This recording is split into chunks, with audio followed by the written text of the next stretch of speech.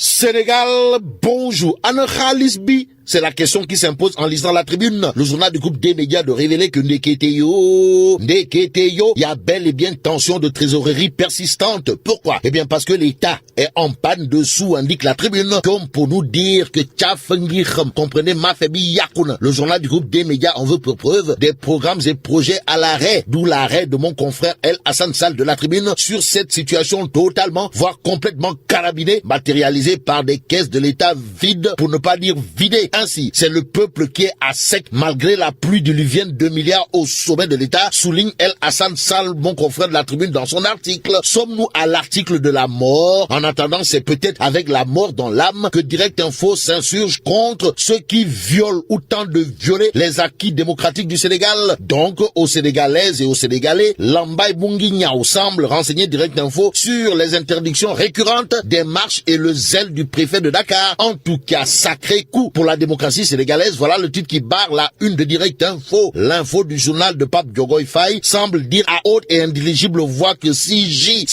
la démocratie sénégalaise. Pour l'instant, retenons d'après le quotidien que sur les questions relatives aux interdictions et répressions sauvages, voire barbares des manifestations de Croix Mamadien revient sur un sujet, à savoir les locales, pour nous informer que l'Union européenne s'érige contre le parrainage Fogediaï de Sawai. En clair, les observateurs de l'Union européenne veulent l'abandon du parrainage dans les plus brefs délais. Et c'est sans délai que l'As quotidien titre rapport sur la dernière élection présidentielle. L'UE demande l'abandon du parrainage purement et simplement. Simple comme bonjour est la demande en question d'après Vox Populi qui révèle aussi que l'UE exige l'abandon du parrainage. Action, réaction, Benoît Sambou l'ouvre comme un crocodile pour dire dans Vox Populi que oui, cette recommandation de la mission de l'Union européenne est impertinente. Oui, patati patata. Oui, ngapati ngololi. Bon, Moussa Sarr, porte-parole de la LD, dans une réponse cartésienne dira que le parrainage et ses mécanismes sont utiles. Bref, utiliser les gros moyens dans l'affaire Petro-Tim Aliou Sall, c'est ce que fait ou semble faire l'observateur L'Obs, le journal du groupe Futur Média de titrer Témis, l'équation de 6 000 milliards. Que retenir sinon ce qu'explique ou tente d'expliquer l'observateur L'Obs, à savoir comment l'État pourrait dénoncer le contrat avec Petro-Tim. Quoi qu'il en soit, l'observateur L'Obs nous informe que le journaliste Moutban sera auditionné aujourd'hui, tandis qu'hier, il y avait Babacar Mbaye Ngaraf de sauver le Sénégal dans les locaux de la DIC, le DEMDIC, DIC de Sawai, qui intéresse à plus d'un titre. Source A, le journal d'Indiqué enquête sur l'affaire Petro-Tim par la DIC, face to face, Babs Mbaye Ngaraf, flic. Que retenir sinon ce que nous livre l'As quotidien qui affiche la sortie historique de Ngaraf, à savoir que le temps de la justice soit un fast track. En tout cas, le journal Critique révèle à ça une enquête sur l'affaire Petro-Tim. La DIC fouille les pétroliers de la presse. En attendant, terminons avec Direct Info qui veut savoir à quand.